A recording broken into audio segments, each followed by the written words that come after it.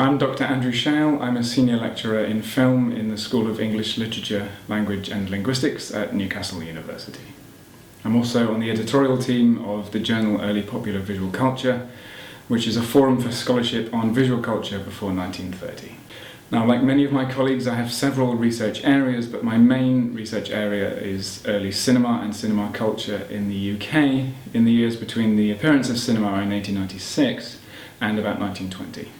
So far in my work I've concentrated on a variety of relationships between early cinema and writing. So I've looked at how the principles of narrative differ between cinema and prose. I've looked at how fiction about cinema can be used as a resource in film history.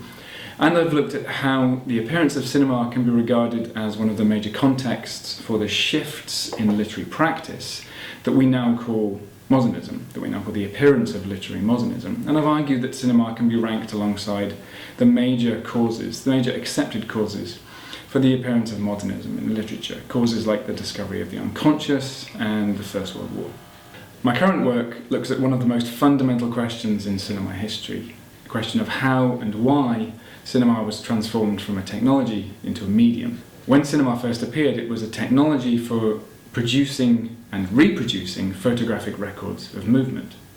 There were no cinemas for over 10 years, and films were incorporated into a range of existing entertainments and communications forms. And films were shown in fairgrounds, in travelling shows, and in music halls.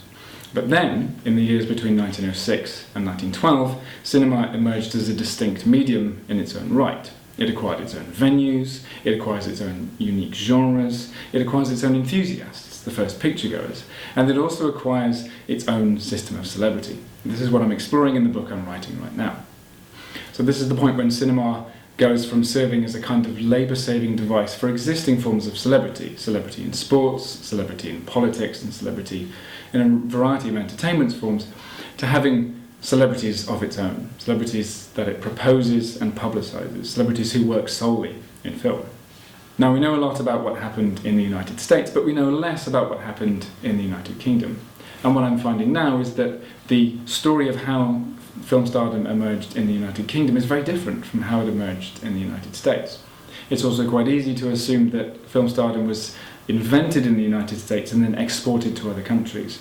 But what I'm finding is that it's quite possible that film stardom was invented in Europe and then exported to America.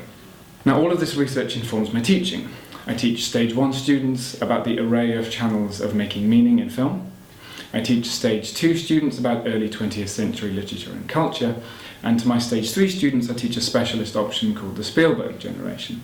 This is where I get the students to look at whether changes in the American film industry during the past 40 years have led to corresponding changes in the structuring of films, whether filmmaking has changed substantially as a result of these changes in the industry.